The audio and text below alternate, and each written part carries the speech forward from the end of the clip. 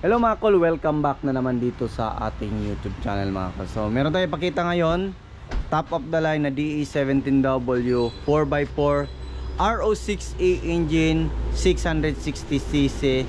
Meron itong maximum power na 64 horsepower at 6,000 RPM. Then meron itong maximum torque na 95 Nm at 3,000 RPM.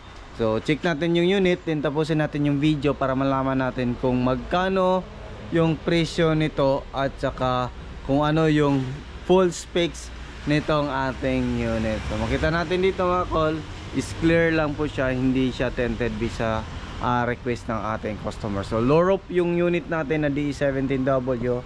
Dito makita natin sa hood, meron siyang original na chrome dito sa kanyang hood. Naka 3 layer headlights, ibig sabihin magkaiba po yung ating high beam at saka ating low beam. Then ito yung ating park light, then yung ating signal light. So dito naman makita natin yung ating original na frame ng ating fog lamp. So pinalitan din natin to ng ilaw na merong LED na signal light, then park light, din meron din tong fog lamp sa gitna. Meron din tayong steel ball bar sa harap visa request ng ating customer. Yan.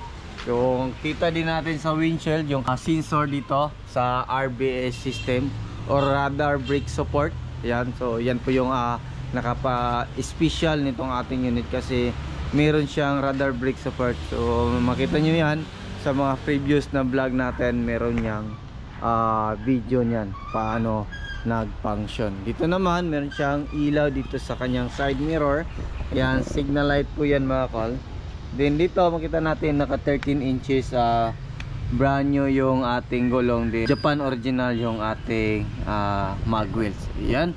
Then kinulayan natin yung ating caliper. Yan. So disc brake yung harap, then naka coil spring. Ayan. Then dito meron tayong body kit dito sa gilid, then meron siyang auto step. Yan. Ang kaganahan din sa ganitong unit mga kol is pag magla-lock tayo, ayan, central locking, pwede natin yan i-push dyan. Then automatic po yan, mag-fold yung ating side mirror. Then mag ano natin, ganon lang, di ba? Ganda. So pwede din natin yan gamitin yung ating remote. Ayan, ito yung remote natin. Close natin, then open natin. Ayan. So pwede din natin yan long press para mag power slide. Then pwede din natin gamitin yung remote natin para mag slide. Yan, try natin sa kabila, right side.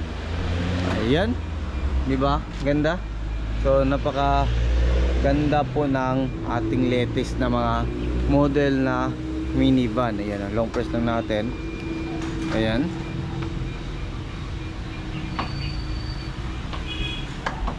Ayan, papasok yung ating auto step. Ayan. So dito naman sa likuran or dito sa gilid makita natin kompleto siya sa rim visor. Kinulayan natin ng black yung gitna. Ayan.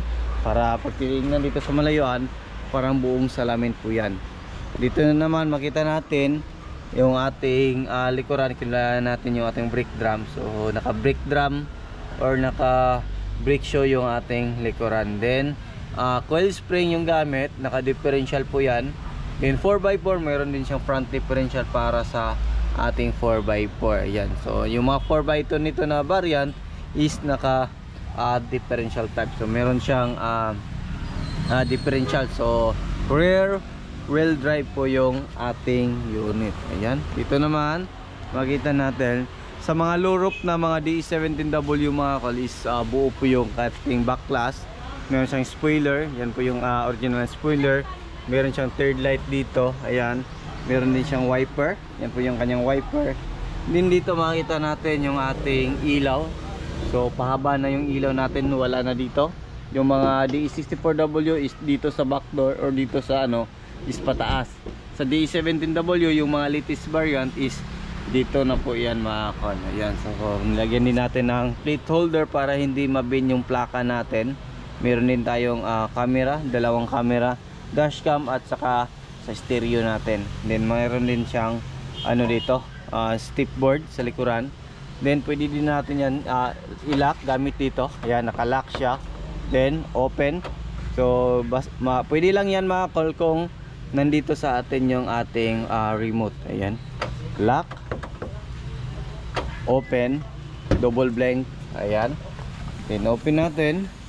So, kita din natin dito, ito yung likuran natin na side, naka plastic cover na po yan.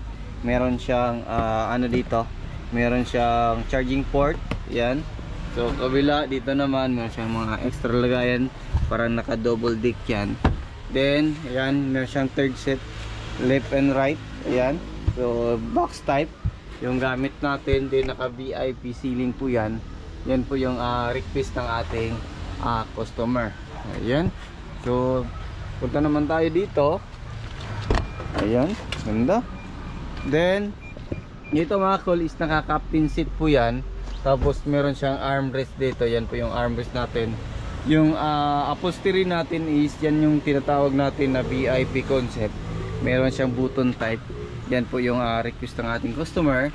Then dito kita natin meron siyang bottle holder, left and right po yan sa door pads natin. Ayan, dito original matting, napaganda pa. Then dito nakabalot siya ng plastic. Ayan, dito naman check natin. Ito yung ating jack at saka tie wrench. Yan.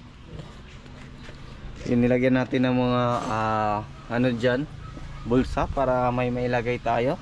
Then ito meron tayong mga passenger handle. So dito naman naka all power siya mga call. Auto fold ng side mirror. Then yung ating retract sa ating mga mirror left and right. Power window sa harap, then power window sa likuran. Dito naman makita natin yung ating auto step. Yan. Then sa ating radar brake support. Yan, pwede natin yan i-off. Then ito yung sa ating sliding. Ayan, kita natin yan. Tapos yan, fog lamp switch. So rear na fan para sa blower pro heater yan. Pwede natin yan i-off. Then ito is sa atin is condemned to, pero dito is functional. Ayan, makita din natin dito mga call yung dashboard natin is back to original po yung kulay. Yan, napakaganda po yan. Ayan, yan po yung dashboard natin. Yung check natin dito. Ayan, diba? So ito yung condemned sa volume sa stereo. Then meron tayong dashcam, meron siyang ilaw dito. Tapos yan, yan po yung headrest natin, seatbelt, armrest. Yan, malaki po yung upuan ng passenger side. Ito yung driver side sa Japan. So malaki po yan. Yan, check natin dito. Meron siyang push on, push off. Ito po yung parking brake natin. Ayan, so wala po siyang handbrake. Ito lang po yung gamit niya para sa ating parking brake. So check natin dito. Yan. Start natin, dapat yung susi is nandito, or yung remote natin. Ayan, start natin. Ayan, so ito yung pinakababa na mileage na nakuha natin mga kapirang-bira to. So napakataas po yung kuha natin nito, is 41,328 yung mileage. Pero kadalasan nito mga dumating is sa 100,000 pataas. So goods na goods yung makina nito. Ayan, oh, ganda ng andar. Then aircon. Ayan, dito meron siyang charging port, Android stereo with reverse camera. Check natin. Yan po yung reverse camera natin.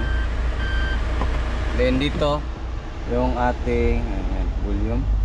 Check natin yung volume, overdrive switch. Ayan, functional. Then malalaman natin yan. Ayan, so off natin, turn on natin, accessories, then on. So basa lahat, so na off, ibig sabihin is functional. Yung ating radar brake support, pwede din natin yan i-off para gusto natin hindi biglang mag-brake pag merong biglang kumat. Lampos lang natin yan. Ayan, so makita natin naka-off siya, diba? So press din natin yan pag naka, ayan, on. Ayan, yan yung kagandahan sa ating unit ngayon. Yan. So balik natin andar para tingnan natin yung makina natin. Yan, ganda ng andar, pinong-pino. So dito naman tayo sa kanyang makina. Ayan, ito yung makina niya is RO6A na turbo VPT engine. So ito yung tipid sa gas consumption. Depende na yan sa paggamit natin kasi meron niyang eco mode. Kung mapansin nyo, yung kulay blue, pag naka-eco mode yan, kung chill lang yung ano natin, takbo is kukulay green po yung kulay blue dyan. Ayan. So ito yung ano natin, makina RO6A VVT 12 valve 3 cylinder all aluminum engine. Meron tong turbo, ayan. Then dito makita natin yung mga vacuum sa turbo natin. Ayan, napakaganda pa ng makina. Ito yung PCV valve. Then dito tayo mag-refill ng engine oil. Yan po yung ano natin. Then ito yung mga injector natin, isa, dalawa, tatlo. Then yan, makita natin yung turbo natin nandyan. May siyang cover dito, you know, napakasulit ng makina natin. Yan, try natin.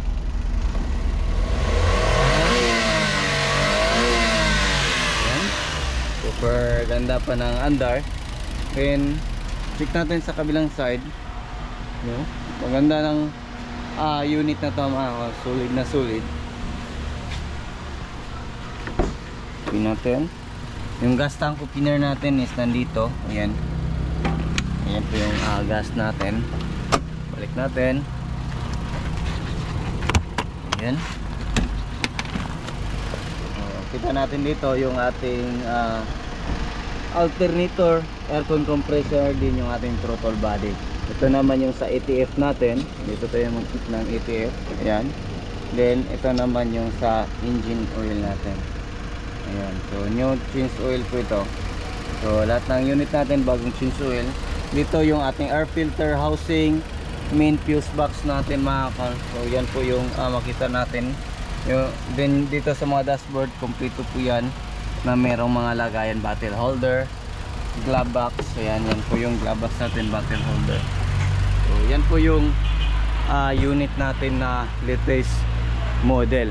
So yung itong presyo na to, umabot po ito ng 475,000 all in, nakasama yung mga accessories. Pero yung mga basic setup nito nasa 440 to 450, minsan 460. Depende na rin sa kuha natin sa ating supplier. Kasi ngayon nagmahal po yung mga ganitong unit kasi latest model po ito. Nag-umpisa po ito ng 2015 model. 2015 model. Then hanggang ngayon 2024, ito pa rin yung ginawa sa Japan na mga every wagon. Ayan, so napaka ganda nito, napaka latest. Then yan, durable siya kasi made in Japan. Yan, napaka. Then about sa parts, marami na pong parts na dumating. Marami na pong nagsusupply ng mga surplus na parts and brand new ng mga itong unit. So yan lang muna yung aming vlog for today. Maraming salamat po sa iyong patuloy na pagsubaybay. Sa bago lang sa ating channel, don't forget to like, share and subscribe. Then click na rin yung notification bell para updated kayo sa ating next video uploads kagaya ito. Ingat po mga call and bye bye. God bless po sa tingin.